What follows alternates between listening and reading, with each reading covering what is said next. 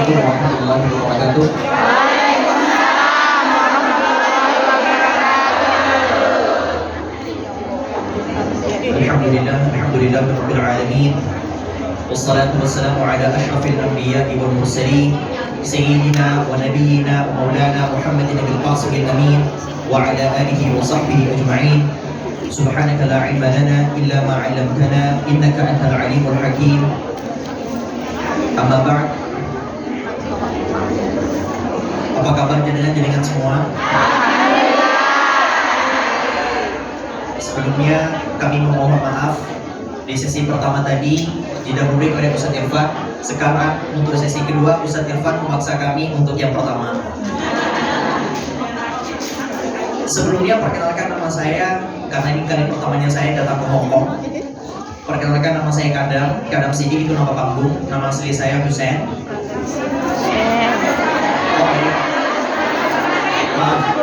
Baik, sebelumnya perkenalkan nama saya Kadam Sidik. Nama aslinya Hussein. Usia 23 tahun.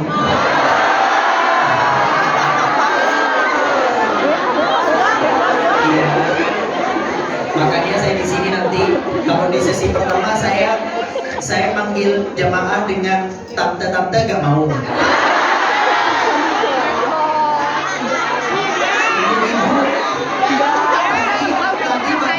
Ibu-ibu juga gak terima, mau jadi panggil kakak-kakak.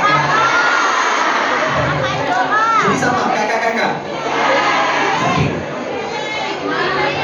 Kenapa? C katanya. Baik, saya dari Madura.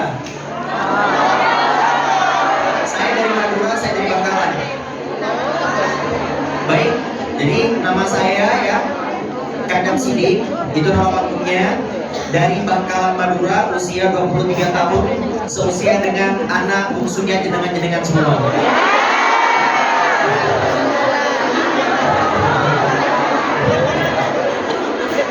Baik. Sebelumnya, mohon maaf kalau semisal saya berdiri, saya duduk di tempat yang lebih tinggi dari jenengan sekalian. Duduknya saya di tempat yang lebih tinggi tidak menunjukkan bahwa saya lebih mulia, saya lebih alim. Kebetulan panitia yang menyiapkan, saya imanun saja. Adapun dari sisi kesolehan, kealiman, saya yakin dengan jauh melampaui saya.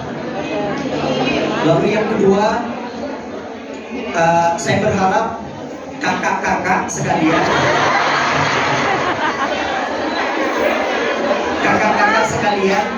tidak merupakan saudara-saudara kita yang ada di Palestina, ya, yang ada di Sudan.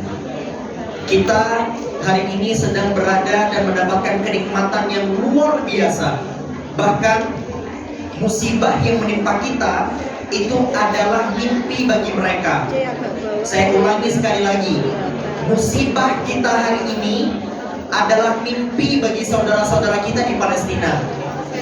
Orang tua yang meninggal, ada yang mendapatkan musibah orang tua meninggal, ayah meninggal, ibu meninggal, itu mimpi bagi mereka. Kenapa mimpi? Mereka berharap yang meninggal orang tuanya saja, gak perlu sampai satu negara, gak perlu sampai rumahnya ikut dihancurkan, ya kan? Mereka berharap, ya sudah, kalau memang yang meninggal ayah ibu cukup, kenapa harus saudara yang lain? Kenapa harus satu negara dihancurkan? Jadi sebesar apapun musibah yang hari ini menimpa kita, itu hakikatnya adalah mimpi bagi mereka. Di mana saudara-saudara kita di Palestina, sudah lihat yang video-videonya? Saudara-saudara kita yang ada di Sudan, sudah lihat video-videonya? Sangat-sangat menyesakkan dada. Ya, jangan sampai kita terbiasa melihat kecelakaan yang menimpa saudara-saudara kita lalu menganggapnya biasa-biasa saja. Di awal-awal mungkin kita rasa dada itu sesak sekali, tapi lama-kelamaan malah biasa saja. Kenapa? Karena terbiasa mendengarkan rasa sakit yang dialami oleh saudara-saudara kita. Baik, saya sebagaimana di sesi pertama tadi, saya sangat-sangatlah salah fokus ketika melihat seluruh jamaah yang ada di sini itu adalah perempuan. Lalu lebih salfoknya lagi, jenengan-jenengan semua itu datang ke negara yang jauh sekali di sini itu untuk bekerja. Padahal kita semua tahu perempuan hakikatnya tidak pernah dibebankan untuk memberikan nafkah. Sehingga ketika jenengan-jenengan datang untuk bekerja, padahal tidak ada kewajiban untuk melakukan itu menunjukkan bahwa jenengan semua sangat-sangatlah luar biasa sekali. Semoga Allah menancapkan tetesan-tetesan pahala itu kepada jenengan-jenengan di setiap detik. Baik, bukan sesuatu yang wajib, tapi mau dapat beban. Itu jenengan semua yang saya lihat. Malu rasanya saya sebagai laki-laki. Malu rasanya kalau perempuan jauh lebih mau bekerja dibandingkan laki-laki. Baik, kita mulai. Bismillah. Rasulullah sallallahu alaihi wasallam bersabda, "La taqumu sa'ah hatta yataqarrab az-zaman." Tidak akan terjadi hari kiamat sampai waktu itu berjalan begitu cepat. Fatakunu sanatu kasyahri wasyahru kaljumu'ah waljumu'ah kalyawm walyawmu kasa'ah wasa'ah kadharat binar. Hari kiamat tidak akan terjadi sampai waktu berjalan begitu cepat. 1 tahun rasanya 1 bulan, 1 bulan rasanya 1 minggu, 1 minggu rasanya seperti 1 jam, 1 jam rasanya seperti nyalakan api. Sehingga berjalannya waktu yang begitu cepat ini merupakan salah satu tanda kiamat. Kapan itu? Hari ini kita rasakan sedikit demi sedikit. Kita meremelek tiba-tiba asar, meremelek tiba-tiba maghrib, meremelek tiba-tiba subuh. Itu salah satu tanda kiamat. Jenengan-jenengan semua yang sudah berusia jauh dari saya yakin dahulu 15 menit itu rasanya lama atau cepat? Lama kan? Dulu 15 menit rasanya, saya masih kecil aja, gak usah sejauh jenengan-jenengan. Saya masih kecil aja, itu kerasa banget 15 menit lama sekali. Sekarang jangankan 15 menit, 1 jam sudah tidak ada harganya, 2 jam tidak ada harganya. Waktu berjalan begitu cepat. Tiba-tiba jenengan udah 1 tahun di Hong Kong, tiba-tiba sudah 5 tahun di Hong Kong, tiba-tiba sudah 10 tahun. Terasa gak kalau dipikir-pikir lagi, udah 10? Ada yang terasa kalau majikannya dibeli. Kalau dapat majikannya beli, kerasa banget. Tapi kalau dapat majikan baik, udah 10 tahun ya aku di sini. Nah, maka dalam momen-momen yang seperti itu, waktu yang berjalan begitu cepat, pertanyaannya adalah apa yang sudah disediakan, apa yang sudah dipersiapkan dalam keadaan waktu yang berjalan sebegitu cepatnya ini? Apa? Adakah taubat yang selalu diulang setiap hari? Adakah dakwah yang jenengan coba untuk sebarkan kepada mereka-mereka yang belum mengenal Islam? Saya beberapa kali mendengar bahwa banyak para pekerja-pekerja di luar negeri, Hong Kong, Taiwan, China, dan beberapa negara lain yang majikannya itu melarang untuk sholat. Iya kan? Sebenarnya saya yakin mereka itu melarang jenengan untuk sholat karena mereka belum paham apa itu Islam. Ya kan? Mereka mengira Islam adalah agama yang ekstrim mungkin. Ada yang meyakini, saya dengar kemarin duduk-duduk sama mak-mak yang bilang ngerasa didoain jelek. Ya, ada yang ngerasa mengganggu dan sebagainya. Itu kenapa mereka menganggap begitu? Karena mereka belum mengenal Islam. Maka salah satu metode dakwah yang bisa jenengan berikan kepada para majikan-majikan yang begitu adalah dengan apa? Dengan memperkenalkan Islam sebaik mungkin. Sehingga coba sekali-kali lakukan kebaikan yang tidak pernah mereka rasakan. Lakukan kebaikan pol-polan. Lalu ketika mereka sudah merasakan perbedaan yang signifikan itu, perbedaan yang sangat jauh dari sikap jenengan, kemudian mereka mungkin akan bertanya, kamu kenapa sekarang beda? Jawab saja, kemarin saya membaca di salah satu kutipan agama saya, katanya saya disuruh berbuat baik begini. Perkenalkan sedikit demi sedikit. Mereka nanya lagi, kamu ngapain? Kenapa kamu tiba-tiba bersihin ini padahal biasanya enggak? Iya, kemarin saya baca di kutipan agama saya disuruh mulai menjaga kebersihan. Kemarin saya baca perkenalkan Islam sedikit demi sedikit dengan cara-cara yang seperti itu sampai mereka merasa, beneran Pak agama kamu ngajarin begini? Iya, makanya izinin saya sholat. Itu masuk sedikit demi sedikit. Karena kalau secara tiba-tiba sebenarnya POV mereka, cara berpandang mereka itu sangat-sangat masuk akal. Mengingat apa? Mengingat Islam belum berkembang sedemikian rupa di Hong Kong. Bayangin kita di Indonesia, ada orang yang tinggal di rumah jenengan. Gak usah jauh-jauh, dia Syiah. Dia sholatnya beda sama kita. Kita izinin gak dia begitu? Gini-gini, gak mau. Kita gak izinin kan? Ya sudah, coba kita pahami mereka sebagaimana kita akan melihat ada orang asing yang melakukan hal-hal yang aneh di rumah kita. Itu karena apa? Karena mereka belum mengenal. Maka coba sedikit demi sedikit masukkan lewat dakwah di sana. Itu yang pertama. Yang kedua, mengingat jenengan-jenengan semua hari ini sedang berada di tempat yang sangat jauh sekali dari bumi Nusantara, melihat Hong Kong dengan berbagai macam hal-hal di luar sana yang saya yakin jenengan lebih paham. Maka kita mulai dengan bagaimana Allah memperkenalkan dirinya kepada kita. Apa dan bagaimana cara Allah memperkenalkan dirinya kepada kita? Coba jenengan buka Al-Quran lembar pertama, di surat pertama apa? Ayat apa? Bismillahirrahmanirrahim, yang artinya dengan menyebut nama Allah yang maha pengasih lagi maha penyayang. Sebenarnya maha pengasih dan maha penyayang itu sama, alias maha pemberi rahmat.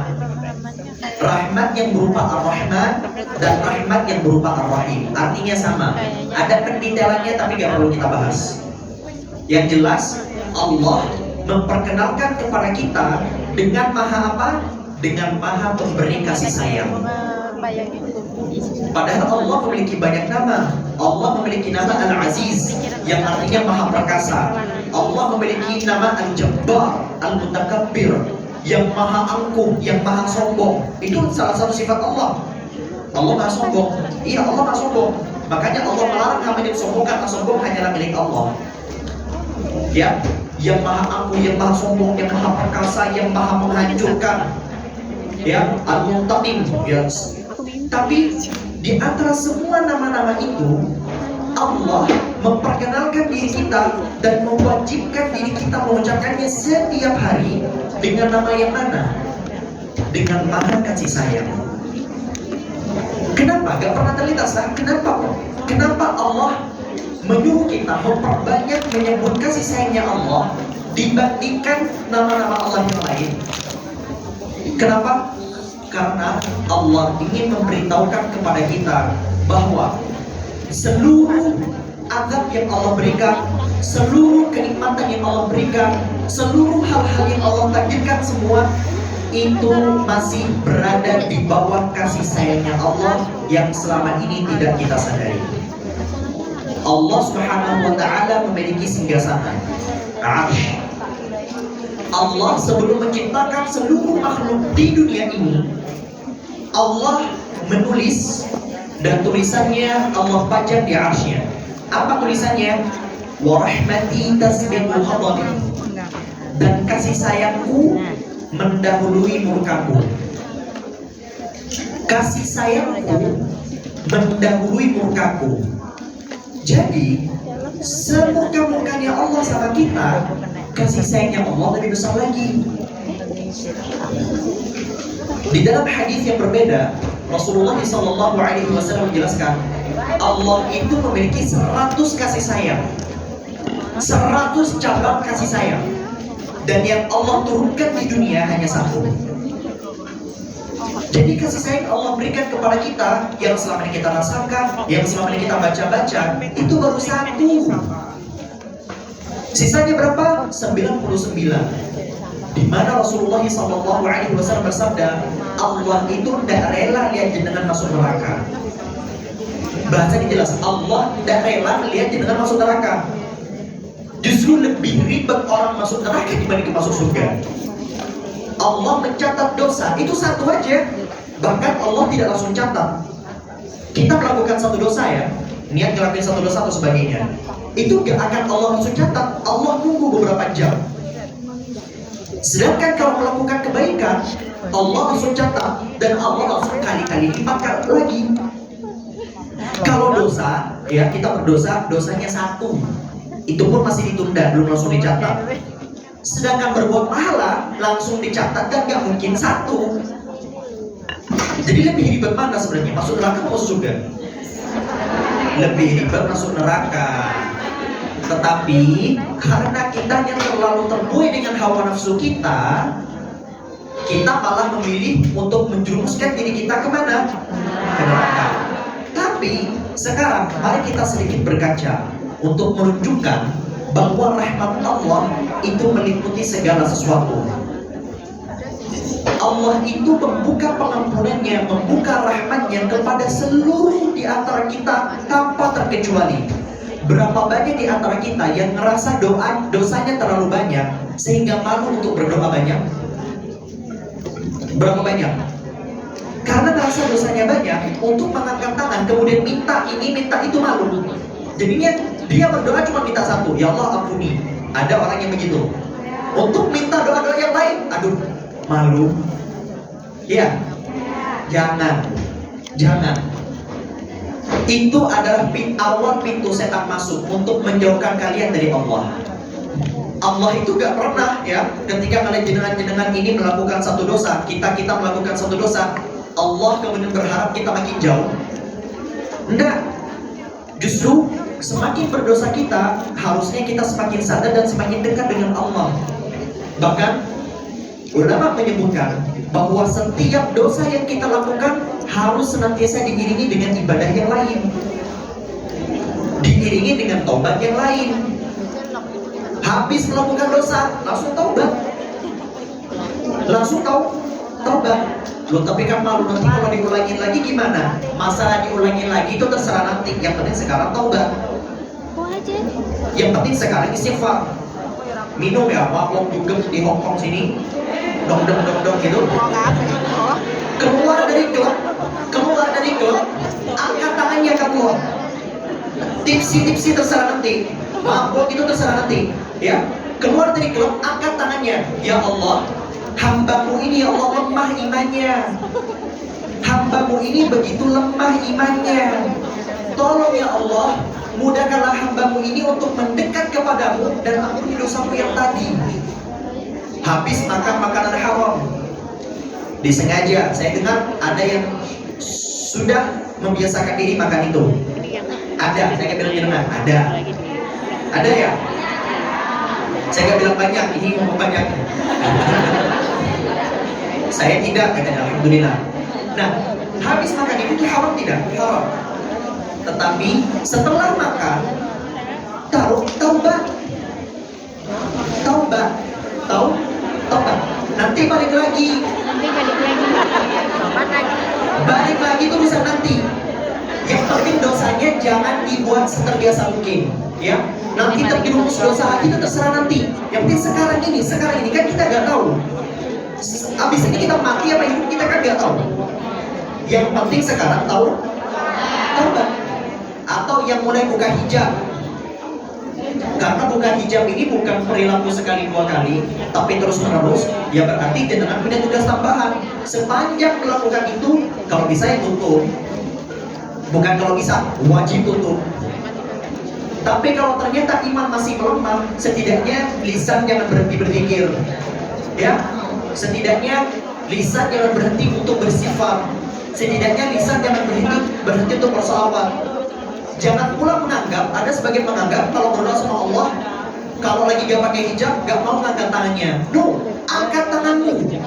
Lagi sendirian habis kerja gak pakai hijab, ya Allah, hambamu ini terlalu lemah imannya.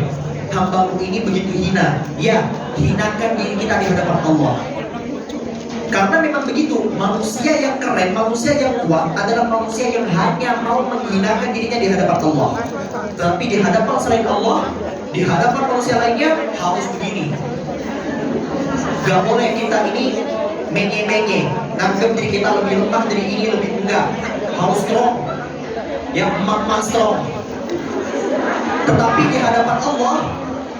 hadapan Allah harus apa? Merasa diri kita hina, merasa diri kita lemah.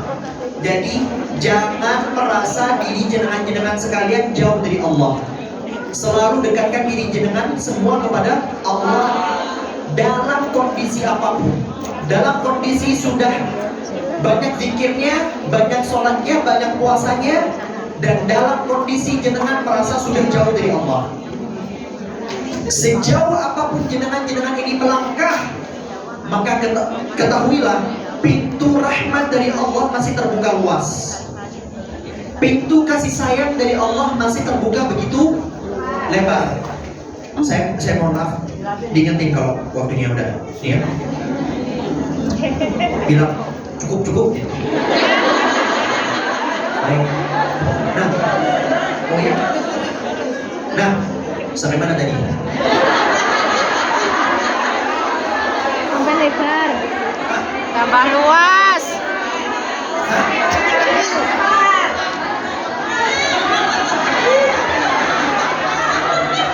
Iya, apapun. Sampai duduk tadi ya. Panjang lebar. Iya, itulah bismillah. Kalau kurang, mohon maaf ya. Nah, kalau semisal jenengan sudah merasa terlalu jauh sampai merasa malu untuk berdoa kepada Allah, jangan lupa bahwasanya pintu rahmat, pintu pengampunan, pintu kasih sayang itu masih terbuka luas. Yang penting andalkan segalanya hanya kepada Allah. Karena semua yang selain Allah itu menyakitkan. Semua yang selain Allah itu menyakitkan. Dan peduli siapapun. Imam Ibnul Qayyim rahmatullah ta'ala alaih berkata, man 'allaqa qalbahu bi ghairillah 'udhiba bihi. Man 'allaqa qalbahu bi ghairillah 'udhiba bihi.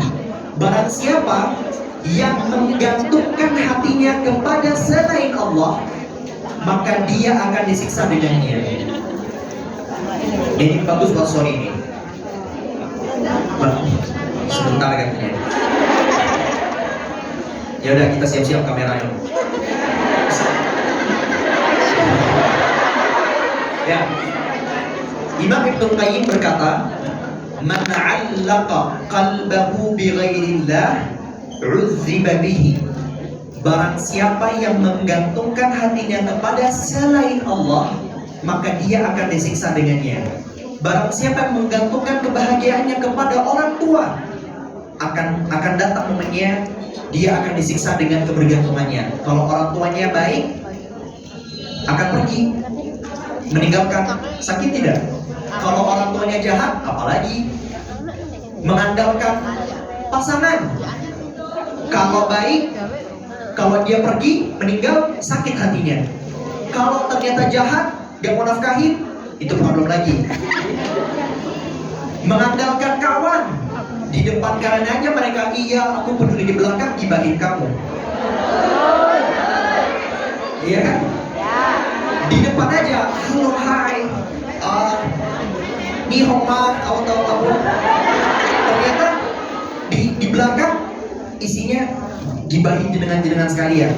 Ngandelin anak, kalau baik anaknya ya begitu. Akan ada momennya menikah, meninggalkan jenengan, udah gak peduli lagi. Kalau ternyata jahat, ya begitulah. Mengandalkan kemampuan diri sendiri akan melemah pada waktunya. Makanya Imam Ibnul Qayyim berkata, barang siapa yang mengandalkan, yang menggantungkan kebahagiaannya kepada selain Allah, maka dia akan disiksa dengannya. Maka sekarang satu-satunya tempat pulang itu hanyalah Allah. Makanya Rasulullah SAW menyebutkan apa? Inna Allah yaghar.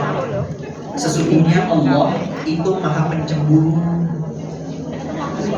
Allah itu cemburu. Kapan cemburunya Allah?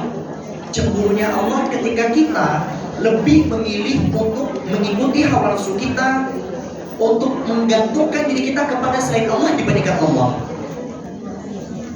Ketika kita menggantungkan kebahagiaan kita, menggantungkan hawa nafsu kita kepada selain Allah, kita akan membuat Allah cemburu dengannya. Makanya kadang-kadang musibah yang sedang mendatangi kita itu tidak melulu tentang azab, tidak melulu tentang siksaan.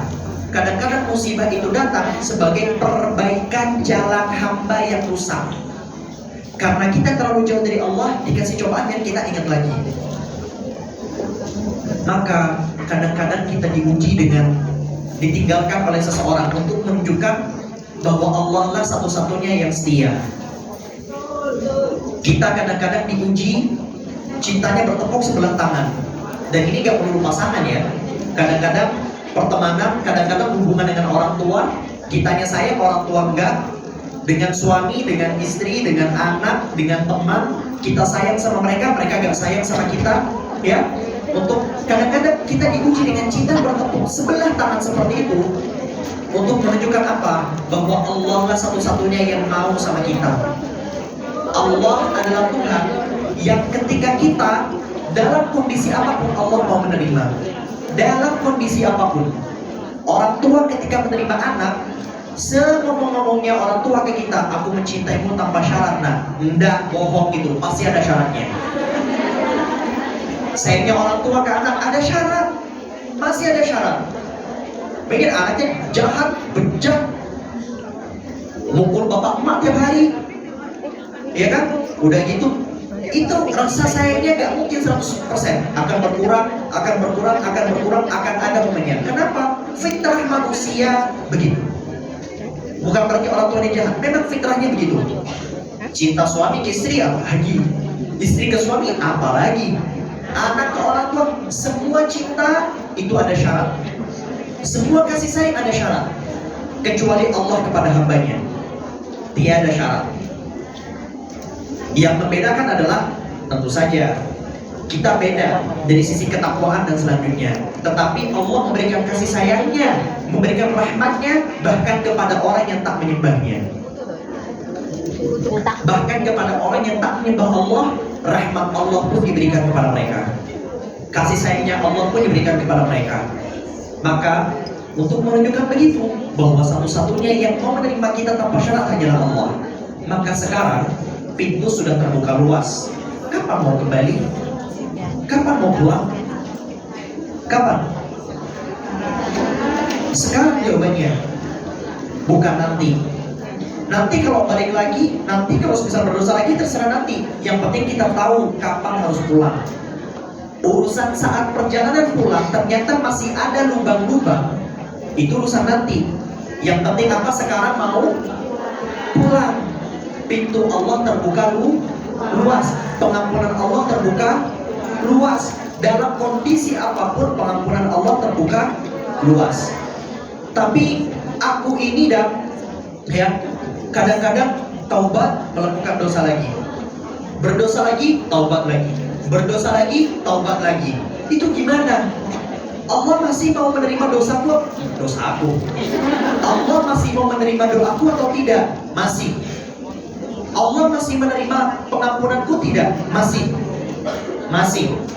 Jangan samakan Allah dengan makhluk. Jangan samakan Allah dengan bestie kamu. Bestie kamu ketika kamu melakukan kesalahan yang pertama kali, kemudian kita minta maaf nih, ya, dimaafin kan? Kemudian kita melakukan kesalahan yang sama lagi yang kedua kalinya, masih respect nggak? Bestie kita pasti gak akan respect.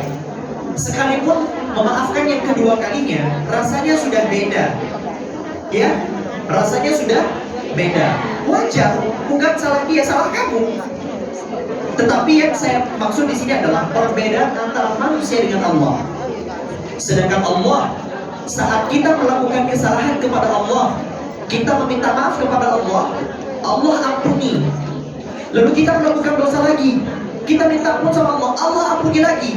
Apakah rasa yang pertama dan rasa yang kedua berbeda? Tidak ada beda. Kapanpun kita mau datang, Allah terima. Di dalam hadis Rasulullah SAW menyebutkan, kalau jenengan datang ke Allah dalam keadaan merangkak, Allah akan mendatangi jenengan dalam keadaan berjalan. Kalau jenengan mendatangi Allah dalam keadaan berjalan, Allah akan mendatangi jenengan dalam keadaan berlari. Allah itu lebih excited menerima pengampunan jenengan dibandingkan jenengan yang mau datang ke Allah. Jadi sekarang dalam momen seperti itu, apa Anda bosan ngelakuin semua dosa-dosa yang selama ini dilakukan? Saya yakin melakukan dosa itu bosan sebenarnya. Tetapi nafsu dan setan itulah yang membuat diri kita susah untuk mengakui bahwasanya kita sudah bosan dengan itu semua. Maka mari pulang ke Allah. Makanya manusia itu ya ada 4. Yang pertama agak perlu kita sebut ya. Yang pertama kita coba bahas, gak apa-apa kita sebut 4-4-nya. Yang pertama, manusia yang dari awal sudah merasakan lezatnya ibadah, sudah merasakan lezatnya iman, kemudian dia meninggal dalam keadaan itu. Dari awal dia lahir sampai meninggal, dia sudah bisa merasakan lezatnya iman. Itu manusia yang pertama. Manusia yang kedua, awalnya dia tidak bisa merasakan lezatnya iman. Dia hidup di tengah kubangan kemaksiatan. Lalu di akhir hayatnya dia bisa merasakan lezatnya keimanan, lalu Allah matikan dalam keadaan itu. Semoga Allah, ya saya rasa ini kehidupan kebanyakan di antara kita.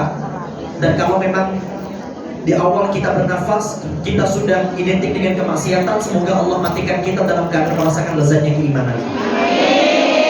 Bahkan ada salah satu sahabat ya yang diceritakan terus-menerus oleh Abu Hurairah radhiyallahu anhu ya, bahwasanya beliau Allah masukkan ke dalam surga bahkan dalam keadaan tidak pernah bersujud kepada Allah. Ada satu sahabat yang gak pernah mau masuk Islam karena urusan duniawi. Lalu pada peristiwa perang Uhud tiba-tiba pengen masuk Islam. Masuk Islamlah beliau. Lalu sholat belum dikumandangkan. Akhirnya beliau ikut perang. Dan ketika beliau ikut perang, apa yang terjadi selanjutnya? Beliau meninggal. Beliau luka-luka awalnya, kemudian meninggal. Hal tersebut didengar oleh Rasulullah SAW. Lalu yang terjadi selanjutnya adalah Rasulullah ketika mendengar berita kematiannya, kewafatannya, Rasulullah langsung menyabdakan bahwasanya sahabat tersebut Allah masukkan ke dalam surganya. Padahal belum sholat, padahal belum sujud. Maka dalam kondisi yang seperti itu, ada orang-orang yang memang jauh dari Allah, tetapi di akhir hayatnya Allah masukkan ke dalam surganya. Lalu golongan yang ketiga, siapa golongan yang ketiga?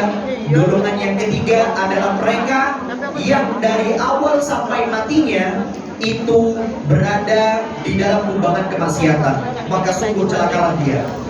Dari awal dia lahir sampai meninggalnya tidak pernah merasakan lezatnya keimanan. Tetapi siapa yang paling celaka? Siapa yang paling sesat? Siapa yang paling merasakan sakit? Itu golongan yang terakhir. Orang-orang yang awalnya hidup di atas kubangan lezatnya iman. Dia pernah merasakan lezatnya iman. Dia pernah merasakan lezatnya sholat. Dia pernah merasakan lezatnya puasa. Dia pernah merasakan lezatnya zikir. Tetapi di tengah perjalanannya, dia kemudian menjauh dari itu semua.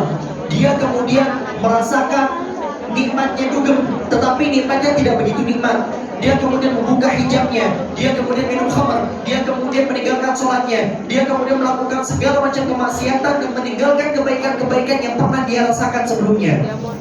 Dan dia meninggal dalam keadaan itu. Maka sungguh dia jauh lebih celaka dibandingkan yang ketiga. Kenapa itu terjadi? Kenapa saya katakan orang yang dari awal sampai meninggal dia hidup dalam kemaksiatan itu tidak lebih buruk daripada orang yang pernah merasakan kemaksiatan kemudian mati dalam keadaan kemaksiatan? Kenapa? Kita ibaratkan seperti orang buta. Dua orang. Ada orang yang buta dari lahir sampai meninggal. ada orang yang sempat melihat kemudian buta. Siapa yang lebih merasa tersakiti? Orang yang pernah melihat. Kenapa? Karena dia pernah merasakan lezatnya melihat, lezatnya merasakan keindahnya Hongkong, merasakan indahnya kehidupan Indonesia. Tahu dia melihat hijau-hijau, ungu-ungu, semuanya dia melihat. Tetapi Allah ambil pandangannya, maka sungguh dia merasakan lebih banyak rasa sakit dibandingkan mereka yang dari awal sudah tak melihat. Dan ketahuilah, saya yakin ya, di antara kita, di antara jenengan-jenengan yang dulu pernah merasakan lezatnya iman, pernah merasakan lezatnya sholat, pernah merasakan lezatnya puasa, pernah merasakan lezatnya tahajud, pernah merasakan lezatnya iman, kemudian mencoba-coba atau bahkan terjatuh terperosok ke dalam lubang kemaksiatan. Maksiatnya tidak lagi nyaman sebegitunya. Berbeda dengan mereka yang sudah dari awal merasakan lezatnya maksiat. Mau duduk dari awal, dia gak pernah sholat memang. Duduknya itu nikmat. Nikmatnya pol-polan, khabarnya pol-polan, zinanya pol-polan sudah. Tetapi mereka-mereka yang awalnya merasakan lezatnya sholat, kemudian dia coba-coba untuk berzina, zinanya tidak akan nikmat sebegitunya. Dia coba-coba merasakan nikmatnya khabarnya tidak akan nikmat sebegitunya. Sehingga dia tidak mendapatkan dua kenikmatan penuh. Ya, kenikmatan ibadah telah hilang, kenikmatan kemaksiatan pun telah hilang. Maka mau sampai kapan? Mau sampai kapan kita tidak mau pulang? Mau sampai kapan kita akan terjerumus di sana? Maka saya berharap jenengan-jenengan semua mau untuk kembali menengadahkan tangan jenengan untuk kembali kepada Allah Tabaraka wa Ta'ala. Sudah? Belum? Tadi saya berapa? Saya 1 jam.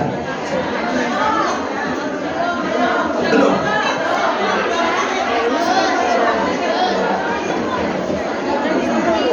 Baik, maka dalam kondisi yang seperti itu, saya merasa saya gila ngomong terlalu banyak. Maaf, kalau jenengan ngerasa, maaf, kalau kakak-kakak merasa saya cece katanya.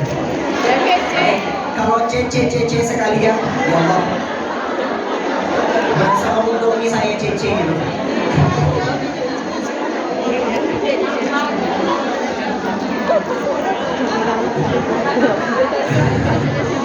Salah rasanya. Ya sudah, begitu saja dulu lah. Kita lanjut ke Ustadz Irfan. Nanti biar Q&A-nya lebih banyak. Saya berharap interaksinya juga nanti lebih banyak. Silahkan tanya apapun, topik apapun, jangan malu untuk bertanya apapun. Barakallahu fiikum. Assalamualaikum warahmatullahi wabarakatuh.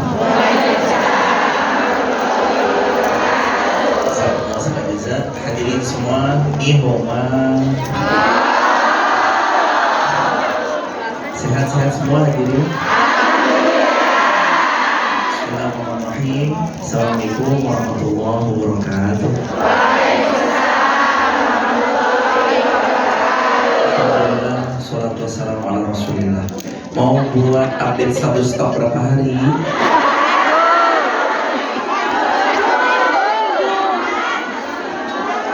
Mau seminggu?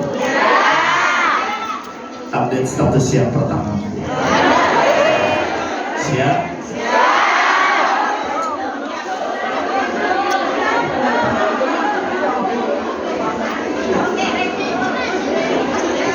Quotesnya begini.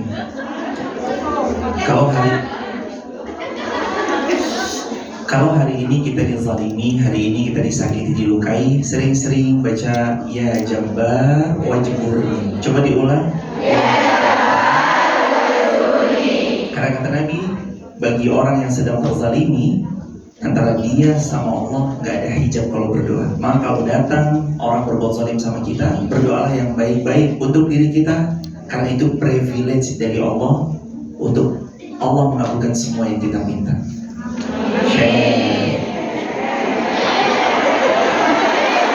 Cari filter paling putih. Udah? Alhamdulillah.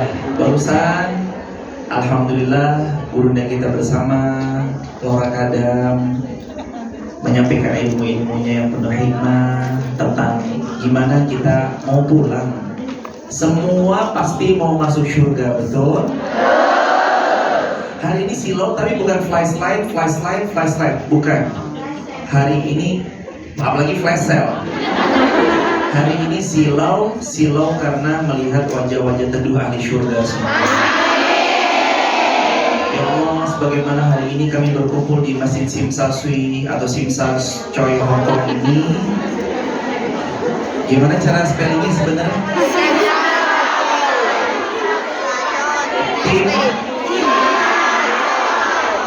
Simsasui. Ya Allah, sebagaimana hari ini kami semua berkumpul di sini, semoga besok mengumpulkan kelak di surga. Semua yang datang rezekinya makin melimpah, hidupnya penuh barokah, dapat jodoh yang salih atau salihah. Amin. Ini belum nikah semua.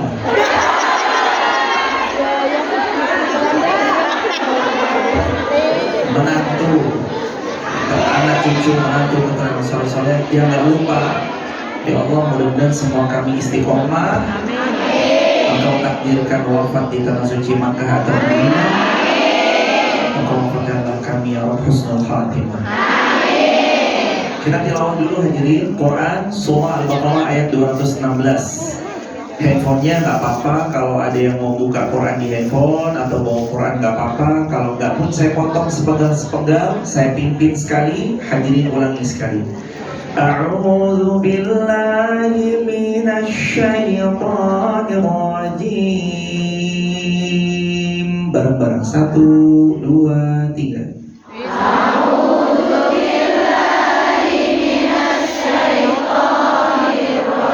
Bismillahirrahmanirrahim. Bismillahirrahmanirrahim. Al-Baqarah 216. Kutiba alaikum al-qitalu wa huwa kurhul lakum wa asa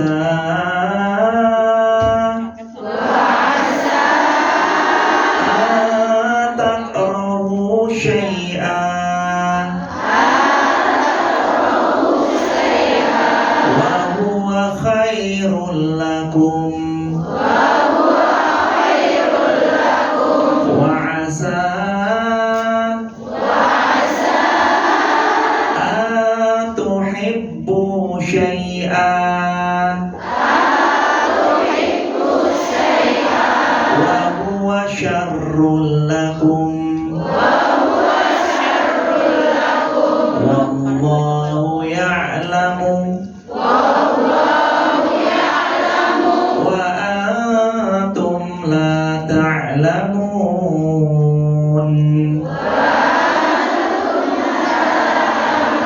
Sadaqallahul azim.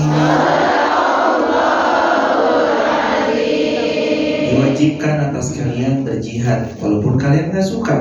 Lalu Allah berfirman, boleh jadi kita membenci sesuatu yang terjadi, tapi itu yang terbaik.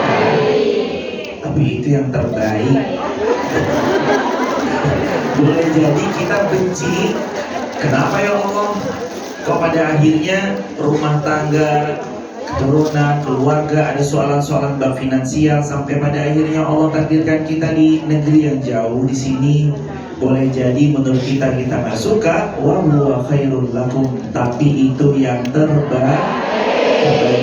Lalu Allah berfirman lagi, boleh jadi kita membenci sesuatu, kita suka sama sesuatu, kita cinta sama sesuatu, kita suka sama sesuatu, boleh jadi itu yang terburuk, dan Allah yang lebih tahu, sedangkan kita tidak tahu apa. Tuan-puan sekalian, ada cerita namanya Ummu Mahjan. Namanya siapa? Ummu Mahjan. Ceritanya Ummu Mahjan ini punya penyakit ayan. Setiap kali beliau sakit, kejang-kejang auratnya tersingkap. sakit kejang-kejang aurat tersingkap, sakit kejang-kejang aurat tersingkap. Terus kayak gitu sampai Ummu Mahjan datang pada Nabi SAW, dan Nabi pun SAW kemudian beliau mengatakan, kata Rasul SAW, wahai Ummu Mahjan, aku akan mendoakanmu ya, aku akan doakan kamu. Kalau kamu mau sembuh, saya doain sembuh. Tapi kalau kamu mau bersabar atas ayan atau penyakit yang Allah titipkan padamu, maka itu lebih baik dan Allah ganti dengan surga. Jadi Nabi ngasih pilihan dua. Satu, kalau mau didoain sembuh, maka doain sembuh. Atau yang kedua, sabar. Yang pertama didoain sembuh pasti sembuh, yang kedua diminta sabar dibalas surga. Ummu Mahjan tegas beliau jawab, ya Rasulullah, saya minta didoain masuk surga aja Rasulullah. Cuman please banget, saya request kalau saya nanti ayahnya kamu, minimal doain saya supaya aurat saya nggak tersingkap. Akhirnya beliau mendoakan, ya Allah, Ummu Mahjan ini kalau sakit, ayah aurat tersingkap, semoga engkau tutup ya Allah. Dengan sabarnya, semoga engkau membalas surga ya Allah. Tuan-tuan sekalian, Ummu Mahjan memilih bersabar, dan Ummu Mahjan, kata Nabi, beliau dihadiahi surganya Allah. Ternyata salah satu kunci surga itu selain dari sholat, sedekah, berbuat baik pada orang. Ada seorang perempuan yang kemudian melahirkan, wafat saat dia melahirkan. Ketika perempuan berumrah, ketika perempuan berhaji, ternyata salah satu kunci surga dibuka lewat satu S. S-nya yang pertama, sabar.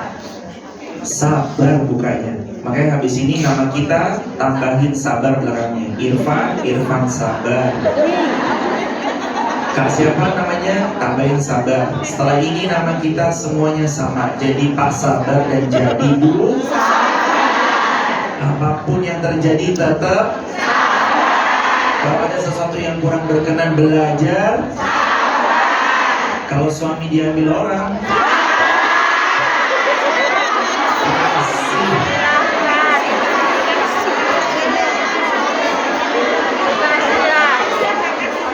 update status hari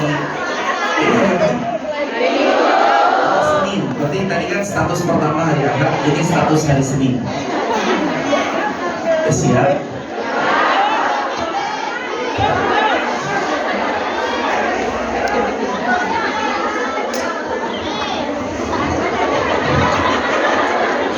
Kalimatnya demikian. Sudah siap? Perempuan sebaik apapun, serupawan bagaimanapun, akan diperlakukan seperti sampah jika di tangan laki-laki yang salah. Tapi seorang perempuan walau sederhana akan dimuliakan seperti putri raja bila di tangan laki-laki yang tepat. Berdoalah kepada Allah, semoga kita dipertemukan dengan laki-laki yang tepat yang memuliakan kita, dan jadilah kita sebaik-baik perhiasan dunia. Apa itu sebaik-baik perhiasan dunia? Kata Nabi, sebaik-baik perhiasan dunia adalah perempuan yang saleh.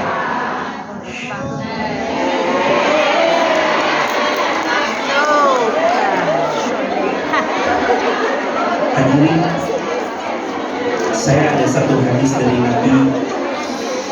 Ini keren banget. Saya nggak tahu kenapa setiap kali saya baca hadis ini kok rasa-rasanya kayak nonjok buat saya pribadi.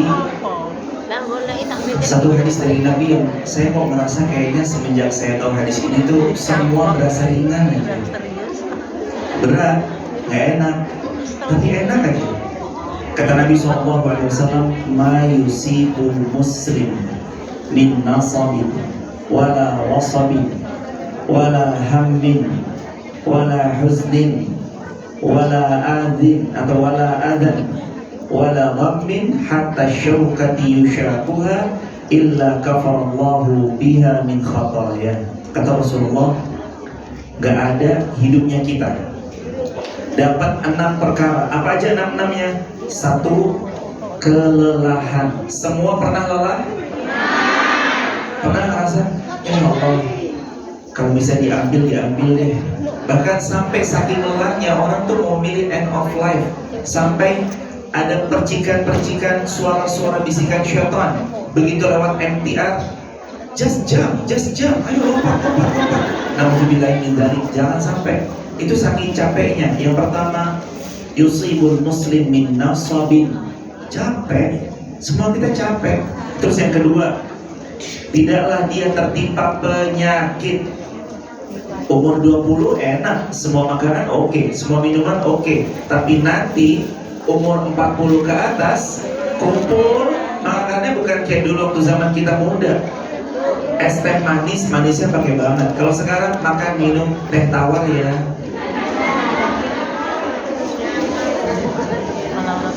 Itu yang kedua, sakit. Kita pasti akan makin berkurang secara fisik. Yang ketiga, wala hammin. Tidak ada di antara kita yang mendapati kesedihan. Ham, sedih pasti pernah ya hadirin. Semua pernah sedih? Kelihatan dari raut wajahnya. Wajah kita sedih, seduh, itu pernah tuh. Kita jauh dari rumah, kita jauh dari anak-anak, kita jauh dari orang terdekat. Apalagi rasa sesak di dada itu nggak bisa terwakilkan kecuali kita sendiri yang ngerasain. Yang keempat, diuji sama yang keempat namanya kegangguan atau terganggu. Keganggu, baik itu terganggu dalam banyak gangguan. Ada manusia yang kalau komen sembarangan, ada manusia yang kalau dia bicara seenaknya, ada yang dan seterusnya. Yang kelima, dapat ujian berupa kesedihan. Yang keenam, kesempitan. Semuanya dapat. Kelelahan, penyakit, kesusahan, kesedihan, gangguan, dan kesempitan. Hatta syaukah yushakuha, sampai bahkan duri yang nempel lalu membuat tangan kita berdarah. Kecuali Allah buat semua penghapus dosa-dosa kita. Jadi kalau hadirin lagi capek, ya Allah lelah banget, itu ngapusin dosa. Kalau hadirin lagi sedih, tiba-tiba nangis, berarti itu ngapus dosa. Kalau kita tiba-tiba sakit, berarti sakitnya kita menghapus dosa. Kalau kita tiba-tiba terganggu, berarti gangguan itu menghapus dosa. Sampai jarum yang tertusuk, itu semua untuk dalam rangka menghapus dosa. Pasti itu dalam rangka menghapus dosa. Walaupun kadang-kadang tertusuk waktu ada suami, sayang aku teleponin ambulan ya. Itu manten Anya. Begitu udah lama menikah, lupa semuanya kadang-kadang. Tuan-tuan sekalian, Allah mau kasih tahu, ternyata ada pintu gerbang surga yang bisa dibuka, salah satunya lewat pintu namanya pintu sabar. Gak ada hadirin.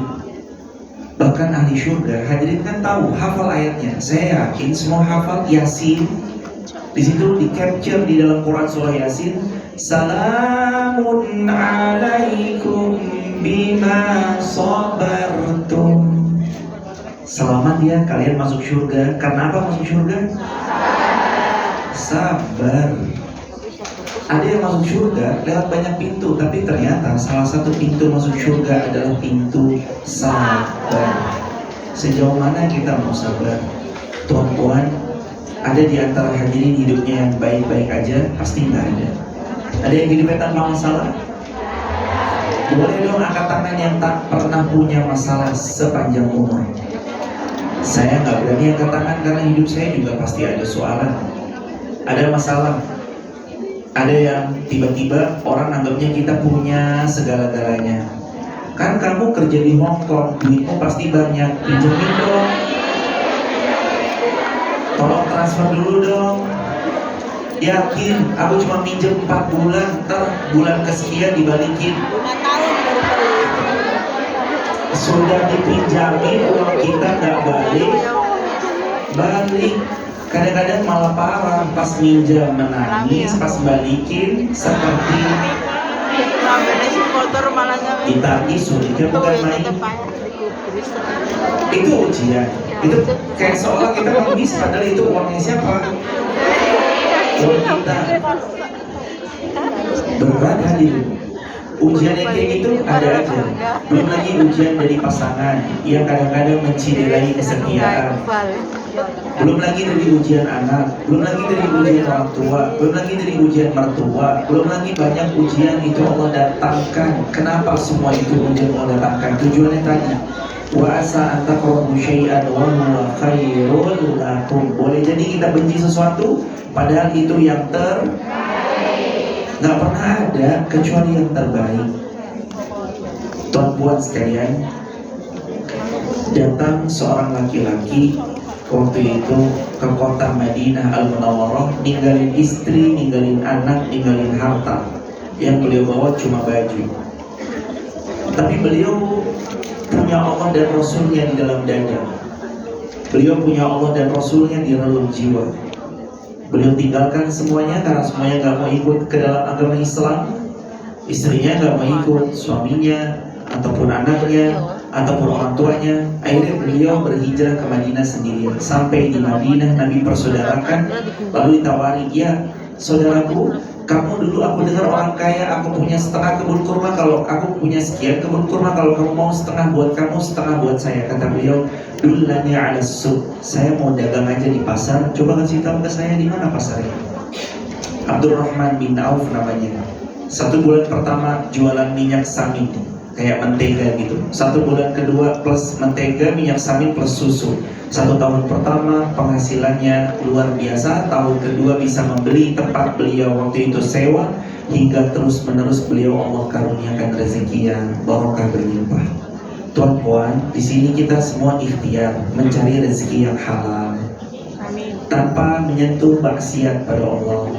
Kita berharap mudah-mudahan rezeki yang halal ini dikirim ke Indonesia, dikirim ke rumah, anak-anak kita tumbuh jadi anak-anak yang salihah. Ternyata gak cukup dengan amin, tapi dititip sisipan doa, diajarkan dalam As-Saffat ayat 100. Mau tahu doanya? Buat update status hari Selasa.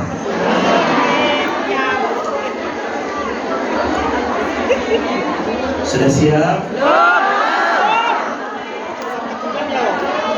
Saya sengaja potong-potongin biar nanti kalau ngupload bosan motong. 30 detik semenit, 30 detik semenit. Sudah siap? Satu doa yang atas pertolongan Allah, doa ini membuat Nabi Allah Ibrahim punya anak sesolih Ismail, sesolih Ishak, cucunya sehebat Yakub, cicitnya setampan rupawan Yusuf. Doanya ternyata keren, simple, ringkas, termaktub dalam Quran, Al-Quran surah As-Saffat ayat 100. Doanya diulangi ya, Rabbi habli minas shalihin. Bareng-bareng, 1, 2, 3. Rabbi habli minas shalihin. Ya Allah, karuniakan pada kami, anak keturunan yang salih-salihah.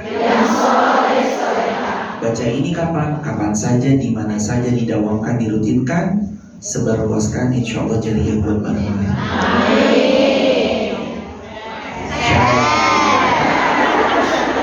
Nanti kalau hadirnya share, itu kan pasti ada yang view.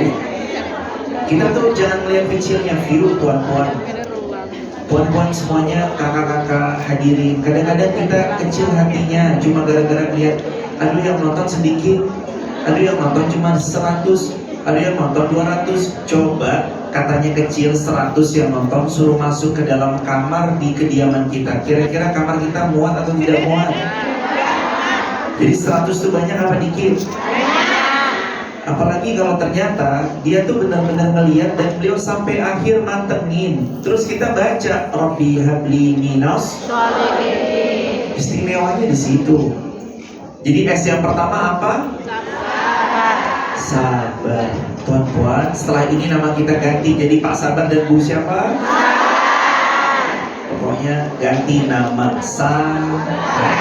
Kunci surga yang pertama, kunci surga yang pertama, kunci surga itu namanya sabar. Isbir, fa-inna mau'izakumul jannah. Cerita yang kedua, Sumayyah. Dalam riwayat, nama perempuan wanita syahidah pertama dalam Islam. Waktu Sumayyah disiksa, Rasulullah SAW bilang begini hadirin, Sabran ala yasir, sabran ala yasir, fa inna maw'idakumul jannah. Sabar ya keluarga Yasir, karena sesungguhnya tempat kalian nanti adalah syurga. Perempuan syahidah pertama dalam Islam, mohon maaf, diambil tombak yang paling tajam, lalu ditusuk dari kemaluan tembus sampai ke kepalanya Sumayyah. Dan dia perempuan syahidah pertama dalam Islam. Hari ini kita berislam mudah, walaupun mungkin tidak mudah juga kalau menghadapi majikan yang agak berat.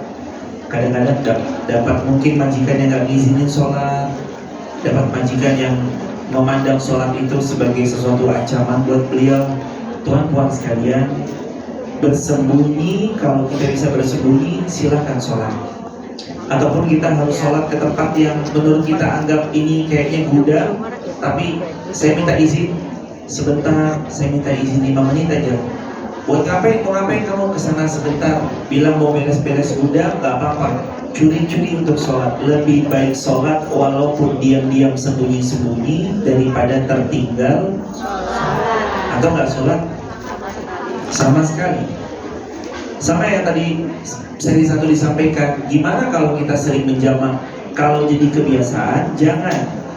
Tapi ada konsep dalam usul fiqh, ad-daruratu tubihul mahdurat. Kalau sudah sampai pada batas darurat, sesuatu yang tadinya nggak boleh jadi boleh kalau udah darurat. Tapi jangan bermudah-mudah juga bilang, oh ini udah darurat nih.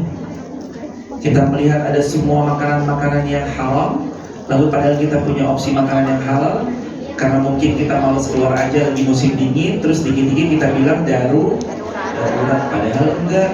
Tuan-tuan sekalian, kita punya S yang pertama sabar, S yang kedua sholat. Siapa yang mau diperbaiki hidupnya, perbaiki sholatnya. Update status keempat. Belum 7 stoknya kan? Ini udah hari yang keberapa? Keempat. Berarti Ahad, Senin, Selasa, update status keempat. Udah siap? Disiapkan.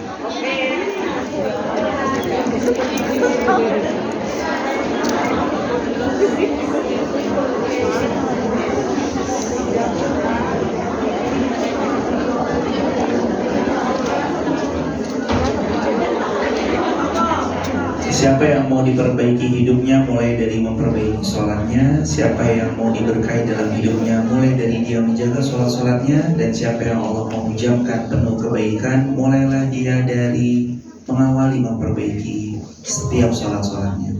Gak ada yang pernah keliru. Janji Allah pasti benar, dan janji Allah yang pasti benarnya ternyata kalau kita jaga sholat, perbaiki sholat, Allah buat hidup kita juga semakin baik di dunia, lebih-lebih lagi di akhirat. Jaga sholat, jaga taat, jauhi maksiat, hidup kita baik-baik aja kalau kita jaga sholat.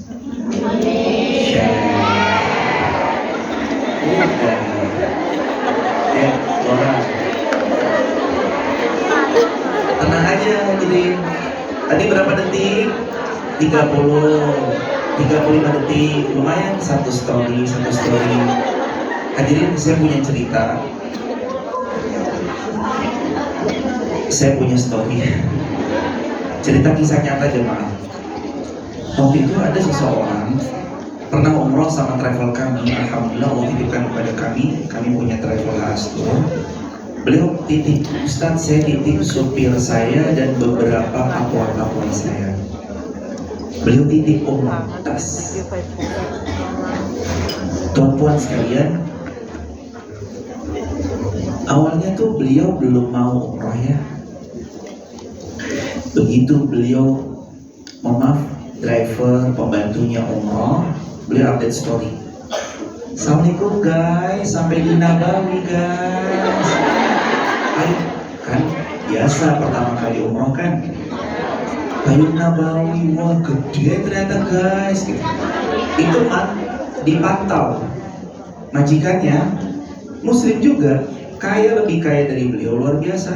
Dan beliau mantau, beliau belum umroh, cuma melihat story dari asisten rumah tangganya rewangnya nyetori om.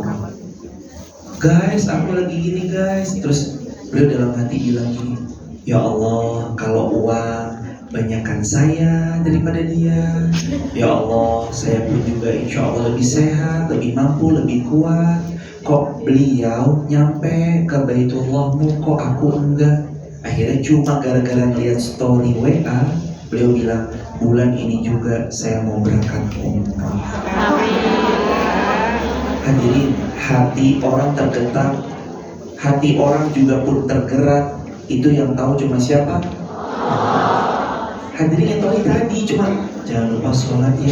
Ternyata orang astagfirullahaladzim, selama ini saya jauh, saya ninggalin. Cuma gara-gara lihat kayak gitu dia berubah. Hadirin tadi nyetoni tentang sabar. Hadirin nyetoni tentang kalau ada orang zalim sama kita, itu langsung astagfirullahaladzim, saya zalim lagi sama orang. Boleh jadi dia sadar, dan kita nggak pernah bisa nganter hidayah kecuali yang beri hidayah itu siapa? Allah. Wasilah hidayah, iya. Tapi kita ngasih, enggak. Wasilah hidayah, iya. Sampai-sampai ulama bilang, kata ulama, kalau aku bisa beli hidayah, berapa harga hidayah? $1, $2, $10, $50. Kalau aku bisa beli, aku borong semua hidayah, akan kubagikan pada orang yang aku sayangi. Tapi ternyata tidak ada satupun yang bisa membeli hidayah, pun memberi hidayah. Karena hidayah mutlak punya siapa? Allah. Ustadz, saya dari kecil udah hidayah. Ternyata dari kecil namanya hidayah, Siti Nur Hidayah. Hidayah itu mutlak punya Allah. Kita mau koar-koar 1 jam, 2 jam, 5 jam, 10 jam. Kalau hidayah belum sampai mau apa? Satu video tadi cuplikan cuma 35 detik, potongan 20 detik. Lalu hadirin share tas. Dan ternyata itu jadi kebaikan. Luar biasa hadirin. Maka hadirin, ini sebelum nanti buka tanya jawab, karena tadi disampaikan 3:30, setelah ini kita tanya jawab supaya lebih banyak. Update status stok hari yang kelima. Siap.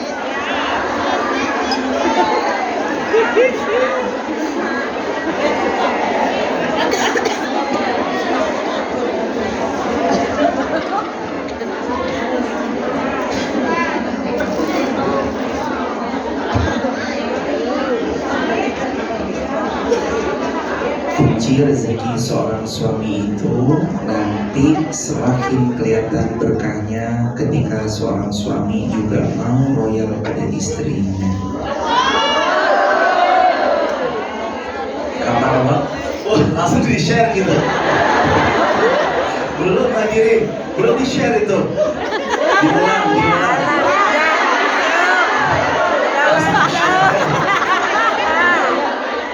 Ini hadirin boleh dikirim, video ini boleh dikirim kalau Allah beri taufik.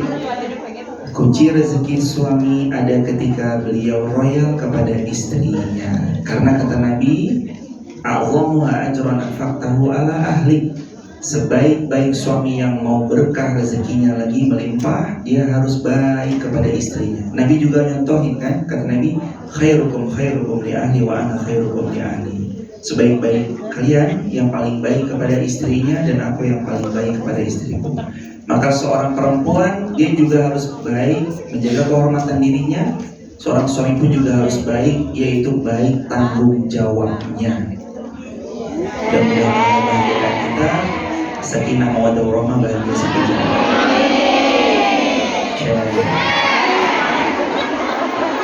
Kalau yang boleh apa-apa boleh. Sumber terakhir. Tadi kan 7 kan? Ini yang berapa ini? 6. Status ke-6.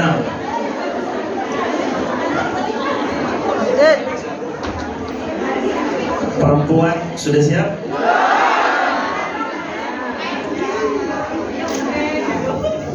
Perempuan yang berani meminta maaf meskipun beliau benar-benar salah, berarti beliau perempuan yang jujur. Perempuan yang berani meminta maaf meskipun beliau belum terbukti salah, beliau perempuan yang bijak. Tapi kalau ada seorang perempuan meminta maaf Walaupun dia tidak salah, maka beliau seorang perempuan teladan. Jadilah seorang perempuan teladan yang kalau dia dekat suaminya, dia akan membersamai sebaik yang dia bisa. Kalau dia jauh, dia menjaga kehormatan dirinya. Dan kalau dia sedang mendapati satu ujian, dua ujian, dia tahu tempat kembalinya adalah Allah Azza wa Jalla. Karena manusia seringkali mengecewakan, sedangkan Allah pasti pulang memberi kita selasa kebahagiaan. Jadilah rumah buat diri kita sendiri. Jangan andalkan orang lain sebagai rumah karena dia bisa doyong, bisa rapuh. Kalau kita menjadi rumah buat diri kita sendiri, sekeras apapun badai yang menghantam, kita pasti tetap kuat bertahan. Barakallahu fiikum. Udah 6 hari sudah dirinya. Satu lagi nanti dibersamai Allah Kadam. Waktu dan tempat untuk diskusi. Hadirin, kalau mohon maaf sekali mungkin kurang nyaman langsung bertanya, boleh banget terwakili lewat kertas. Tapi kalau dirasa langsung mau nanya pun gak apa-apa. Waktu dan tempat disilakan.